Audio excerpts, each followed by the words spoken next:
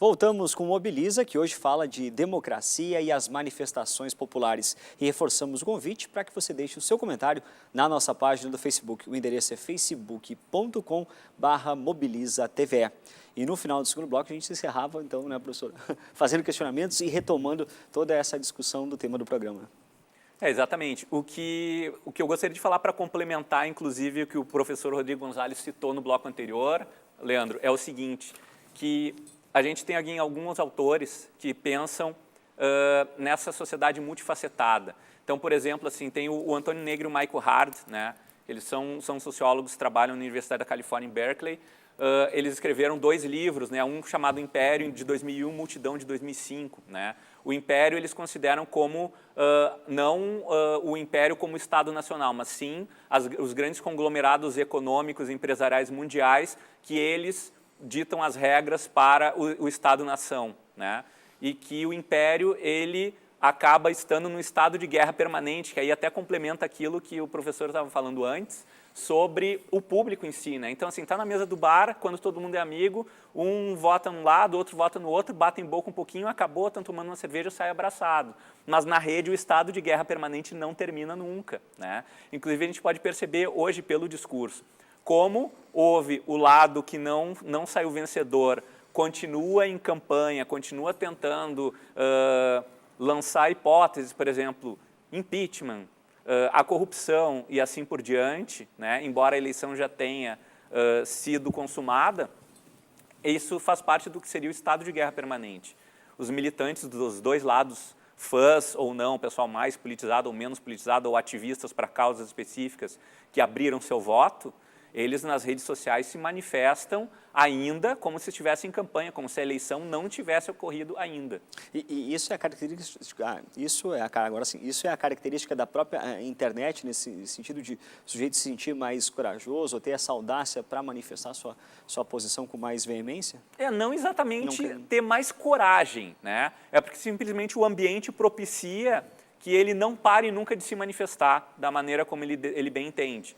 Porque, por exemplo, assim, na televisão, ou no rádio, ou no jornal, que são mídias, né, que na maior parte dos casos a gente tem a mídia pública ou também a mídia privada, a gente tem a função do editor, a gente tem o curador do conteúdo, que define o que é notícia e o que não é notícia, ou durante quanto tempo vai durar essa pauta no ar. Então, em um determinado ponto, a própria mídia vai se regular e vai definir, ó, agora chegou o momento de não falar mais nesse assunto, ponto. Ou de um determinado assunto, a gente vai falar mais ainda sobre esse determinado assunto. Pois é, e essa ideia de ser esse filtro, digamos assim, com os celulares com câmera, ou seja, potencializa também o papel do cidadão, que pode ver o seu representante político a qualquer momento ou cometendo alguma coisa que não seria correta, ou ética, ou moral, e também denunciar de alguma maneira nas redes. Isso acontece com bastante frequência, né? Inclusive porque as redes sociais, a internet, elas possibilitam uma ampla busca em várias bases de dados. Então, isso aconteceu nos Estados Unidos, até ajudou muito, né, na reeleição do Barack Obama, que o opositor dele, se não me engano, o Kerry, né, do Partido Republicano, foi descoberto que, não que ele tivesse cometido algum crime, mas assim, ele foi extremamente contraditório em relação a algo que ele fez muitos anos antes de ele se tornar candidato ou político, que ia de encontro aos valores que ele defendia. Então, isso foi muito divulgado nas redes, ele perdeu votos em função disso, né? Não é nenhuma questão assim de caráter, é uma questão de, bom, mas parem um pouquinho, se ele, seria mais ou menos como uma pessoa passou a vida inteira, quando não tinha as redes, né, defendendo o aborto e hoje não, hoje eu sou contra o aborto, né? E aí depois buscar, não, mas parem um pouquinho, tu era a favor do aborto, e agora?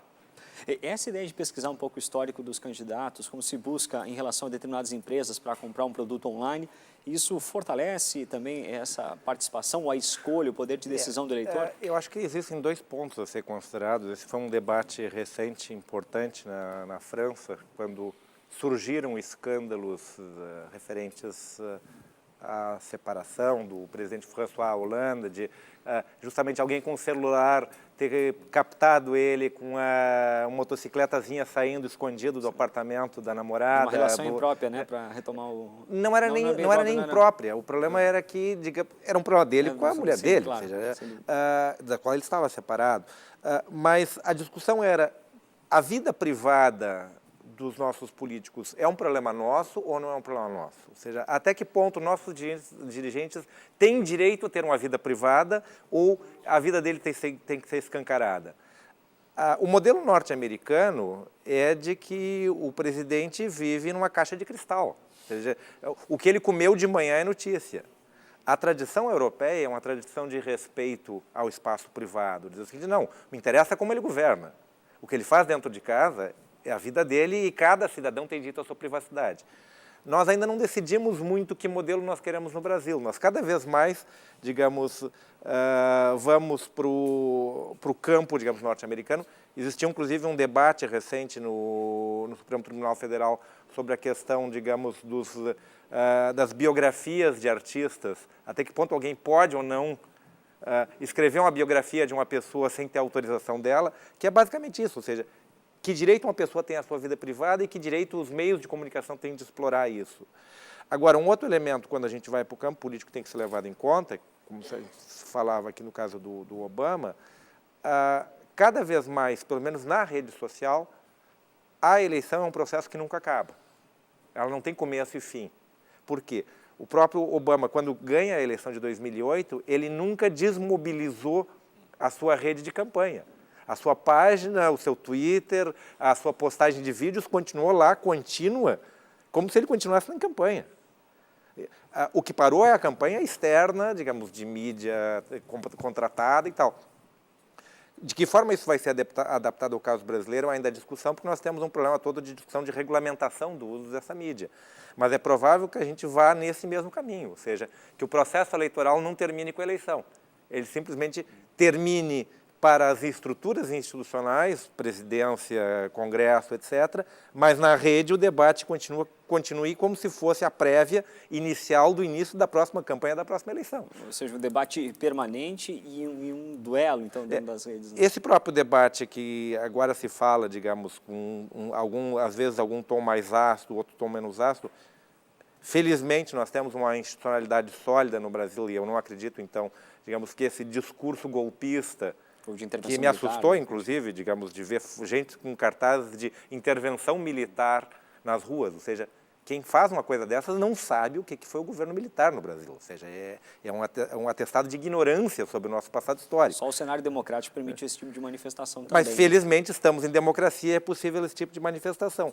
Eu imagino que isso vai ser filtrado ao ponto, digamos, que esse tipo de manifestação vai começar a desaparecer, mas vão continuar sendo alimentadas as manifestações, digamos, de grupos oposicionistas que vão construir a sua imagem no sentido de, digamos, preparar já uma campanha da próxima eleição. E que, nesse sentido, vão estar atentos o tempo todo, seja a fatos reais, ou seja, a criações fictícias contra os governantes. E dessa forma, a existência dessa oposição consolidada nas redes também favorece o processo democrático. Sem dúvida. Agora, a gente precisa... Esse questionamento permanente, né? Sim, sim. É sim. bom, mas é bom mesmo, né? Digamos assim. A questão toda, a gente voltando à questão do país ter 28 partidos, essa fragmentação toda, ela está sendo demonstrada também nas redes sociais e internet. Por quê? Porque a sociedade como um todo, ela não tem um conhecimento teórico ou pragmático de o que seria ser de esquerda, o que seria ser de direita, o que é não ser contraditório quando a gente pensa em adotar um determinado comportamento que poderia ser visto como de alguém da ideologia contrária. Ao mesmo tempo, a gente tem aquele duelo entre o centro e periferia. Essa discursividade, mesmo que de maneira bastante informal, se observa nos militantes de um lado e de outro na rede. Por exemplo, quem está fora do poder, que eu acho que isso aí também se reflete no caso, né, que o professor Rodrigo levantou agora há pouco, de a tentativa do golpismo, de quem perdeu a eleição e não aceita isso, né, refere-se justamente ao fato de que esses grupos são fragmentados. O próprio Lobão, que estava no ostracismo como músico e ressurgiu como um ícone, né, dessas manifestações de direita, no momento em que a manifestação pediu a intervenção militar de volta, apesar do discurso do Lobão ter sido bastante reacionário quando ele surgiu, ele desistiu, ele saiu do palanque e não participou mais dos eventos quando o pessoal começou a pedir a intervenção militar. Então, a gente não nota um padrão ou uma coerência nisso tudo, porque esses movimentos são emergentes. Para poder gerar essa mobilização da rede para o movimento presencial, é necessário que haja uma única causa extremamente fácil de ser entendida por grande parte da população. Não pode ser nada muito complexo. Nada muito complexo. Tu não pode... Por exemplo, a reforma tributária não Claro, mobilizaria as pessoas. O que é a às ruas, reforma tributária? Quem vai ser cobrado? Como? Né? É difícil as pessoas terem a consciência de que uma reforma tributária faria com que se reduzissem os impostos para uns, ao passo em que, para a conta fechar, outros grupos da sociedade tivessem que pagar mais impostos, né? E aí o discurso ganha, o discurso quem tem mais acesso à mídia. Ok, e agora então a gente passa as dicas de livros e filmes dos nossos convidados. A gente começa com os livros, a primeira dica é do professor Hélio, né? Professor Hélio, Internet e a Rua, o que podemos falar sobre esse livro? Esse livro ele foi escrito, né, pelos 2 pesquisadores da área de comunicação, o professor Henrique Antum, da UFRJ, e o professor Fábio Malini, da Federal do Espírito Santo. O Malini ele foi orientando de doutorado do Antum, eles trabalham juntos há muitos anos, e a ideia é o LABIC, né, o Laboratório de Pesquisa, né, em Mídias Sociais da Universidade Federal do Espírito Santo.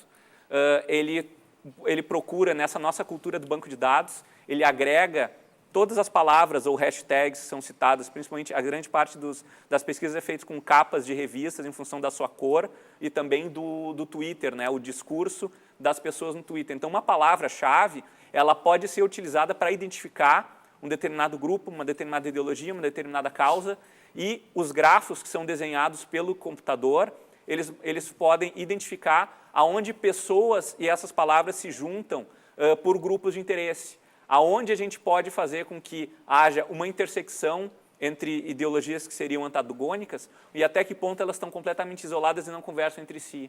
E qual é o ponto em comum que faz com que elas possam se encontrar. Extremamente atual e para poder também entender esse fenômeno das mobilizações, né, da internet e, né, entender todas essas relações muito complexas cada vez mais, né, professor? Sim, né, porque a gente tem, por um lado, essa questão de simplesmente pegar uma palavra-chave e, pelo significado que a gente consegue apreender dessas palavras, identificar a que lado elas pertencem. Por outro lado, existem palavras, existem termos que eles podem soar como polissêmicos, e aí isso exige também uma outra disciplina, que seria a análise do discurso, que o pessoal da área de letras é bastante proficiente, né, que faria com que a gente pudesse identificar algumas diferenças em função do contexto no qual essas palavras estão inseridas.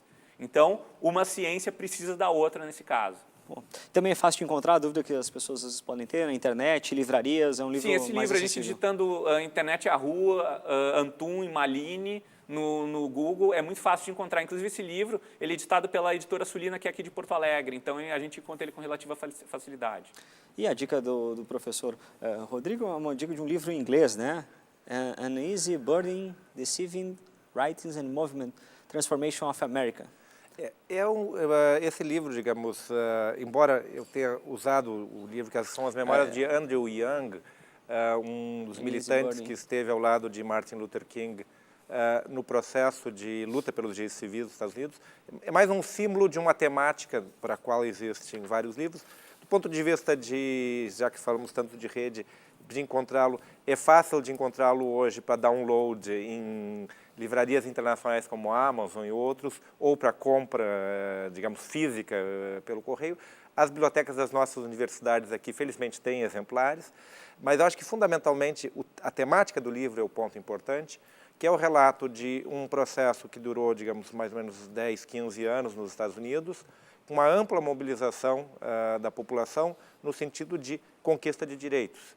E, digamos, o relato que o Andrew Young faz mostra como esse foi um processo difícil, foi um processo demorado, ou seja, transformações à custa de mobilização social não acontecem da noite para o dia, não acontecem sem repressão, e foi a perseverança dos militantes contra a polícia, contra a violência da Ku Klux Klan, contra atentados contra seus líderes, que levaram inclusive à morte do próprio Martin Luther King, perseveraram numa ideia central que era o reconhecimento dos direitos da população negra norte-americana e perseveraram ao ponto de hoje terem um presidente negro nos Estados Unidos, o que seria impensável há 30, 40 anos atrás. Então, nesse sentido, a ideia central do livro é como organizar-se para defender direitos é um processo longo, demorado, que exige organização, que exige perseverança, mas que pode dar resultados positivos. Ou seja, a partir do conflito de interesses, mas com a necessidade realmente de mudar, o desejo de mudar é que faz com As que... pessoas,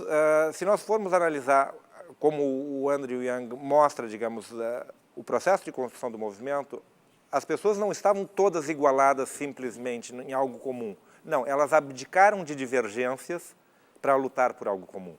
Se nós procurarmos a origem delas, estavam lá, digamos, na base do movimento, divergências do ponto de vista religioso, divergências de estratégia, de divergências de até que ponto ir, em que ponto parar. Mas as pessoas conseguiram sentar, deixar de lado as divergências, encontrar os pontos comuns para somar. E ir para as ruas e, através das ruas, do impacto na mídia, da sua mobilização, conquistar direitos. Ok. Agora a gente passa então as dicas de filmes dos nossos convidados. A primeira sugestão é do professor Hélio, que fala sobre Junho, da Folha TV, né? Isso, é um documentário produzido, né, pela TV, né, da própria Folha de São Paulo. Com boas imagens agora. Principalmente ele foi veiculado online na internet. E a ideia desse filme é identificar os diferentes públicos que participaram dessas mobilizações. Então a gente tem o estudante, tem o black bloc, tem o policial, tem o político, e todos esses grupos, eles são mostrados de uma maneira muito crua, né? E ao mesmo tempo também muito fragmentada. E ele, dessa forma, faz esse resgate das mobilizações a partir, então, do viés das diferentes identidades que compuseram esse protesto. Sim, e a partir disso a gente pode refletir também sobre aquele ethos, né, que o senso comum começa a entender sobre cada um desses grupos que participou das mobilizações em função do que eles receberam da mídia. Então, por exemplo, assim, o Black Bloc é realmente arruaceiro, marginal, do mal, contra que ele se revolta e por quê. A violência do Black Bloc é estratégica e a violência da polícia costuma ser aceita, né, como padrão. E agora passamos então à dica do professor Rodrigo, O Triunfo da Vontade. Professor. O Triunfo da Vontade é um documentário clássico que foi feito, digamos, por uma cineasta que foi, digamos, reconhecida e amaldiçoada por isso. Estamos usando as imagens. Que se trata da gravação do Congresso do Partido Nacional Socialista de 1936. Leni Riefenstahl, que foi a diretora, depois se tornou uma documentarista famosa pelas criações estéticas desse documentário, mas também, e aí amaldiçoada, pela sua identificação com o conteúdo dele. Esse documentário, acho que mostra dois elementos interessantes, ou seja, nós falamos aqui de mobilizações de rua, de como mobilizações de rua e fenômenos de massa também podem ser instrumentalizados não necessariamente para o bem. E como o processo da mobilização de rua pode ser esteticizado e utilizado num meio de comunicação de massa, como era o cinema à época, como um instrumento de propaganda, não necessariamente consciente para aquelas pessoas que estão na manifestação. Ou seja, as pessoas que são mostradas nesse filme, a população se manifestando, fazendo atividades artísticas, fazendo grandes mobilizações, pensava na construção de um país, na época não tinha muita consciência de no que isso ia dar. Nós sabemos no que deu depois. Então, nós temos como avaliar como aquilo serviu àquele propósito posterior. Então, nesse sentido, é uma ideia para a gente pensar um pouco nos lados positivos, mas sempre ter também, digamos, uma avaliação consciente de que temos um futuro pela frente, aquilo que estamos fazendo hoje, que resultados pode ter nesse futuro. Ok. Obrigado, professor. Obrigado, professor.